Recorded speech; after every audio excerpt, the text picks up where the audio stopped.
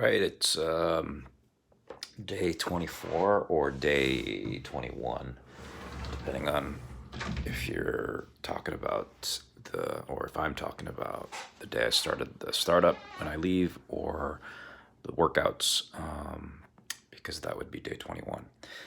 I haven't been working out actually for the past 7, 8 days because I did sprain that ankle that I mentioned.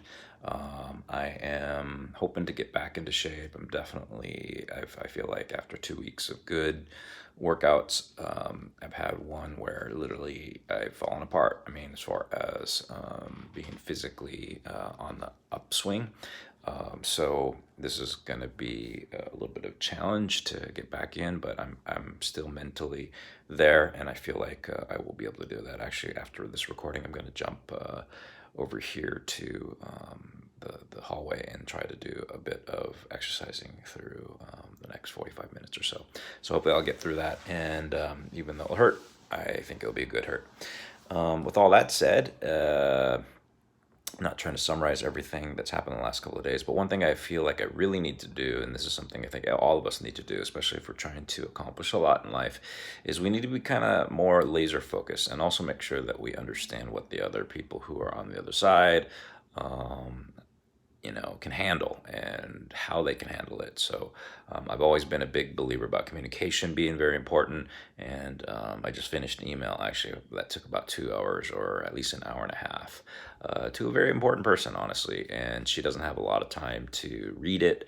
But I think with the precision that I, used in writing it, and all the different resources linked in it, she'll find it valuable. And if not, it doesn't matter. We'll see. I mean, she honestly is smart enough to decide one way or the other. I think she appreciates it. And if you do see it, Steph, just want to say sorry that again that it's a little verbose, or at least more detailed than most people write. And with that said, I do feel like, and this is kind of interesting. I'm actually a lot more impressive than I give myself credit for. That sounds very cocky, and I'm sorry if it does, but given the way I communicate and how precisely I do it, and also precisely I do it, and how comprehensive I am in most of what I say and do, and all the different perspectives and people and that I've come across, and just the experiences that lead to this, actually is very unique. And a lot of times I feel like I might be not unique, or not as resourceful or helpful, or contributing to other people's lives. But I find after 48 years, 48 stinking long years, can't remember what song that kind of sounds like that. Um, um, I've actually built a talent model, ability to do this, cultivate really good relationships with good people. As my godmother has said, I seem to attract good people.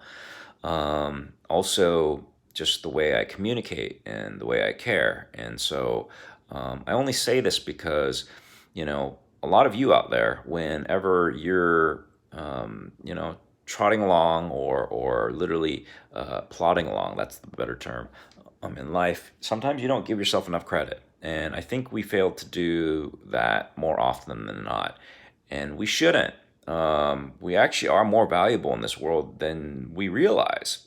And so please understand that. And moving forward, if you don't feel that way, just start thinking about a lot of the stuff that you do. And if you don't feel like you're contributing, well, start contributing, or rather learn and try a bit harder, and literally take advantage of all the moments that you have in life, and make yourself a better person. And then eventually you will feel the way that I do, because frankly, I've just experienced a lot. It's not because I'm that intelligent. Doesn't mean like I have some special gift that I was given from birth. Maybe I have some additional, capability that I've been given from my mom, who works really, really hard and is incredibly, persistent is probably the right term. She has a fire in her that honestly I don't know where she gets, especially given her family history.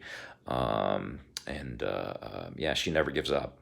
And she's such a sweet person, so angelic, you know. Just kind of thinking about yesterday and almost wanting to tear up right now, thinking about how she is, you know, especially with strangers too. She really is a kind-hearted soul. So, Amma, I love you. And, you know, yeah, I don't know. I just realized that despite all our history together, and my dad too. Wow, I've been so fortunate with you know, just how great our relationship has become, and you know, it's been 48 hard years, Appa. You know, I'll be honest. I didn't know what to do. I didn't know how to talk to you, and obviously you've had a lot of pains and difficulties in this side of the world, and I know you would have been even more special probably in Korea.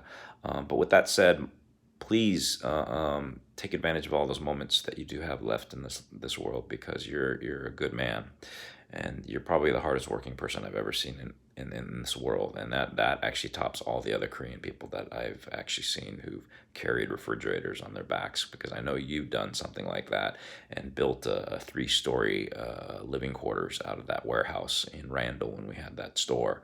So and stood up to those two guys who had guns. So you're truly my Superman. I love you, Dad.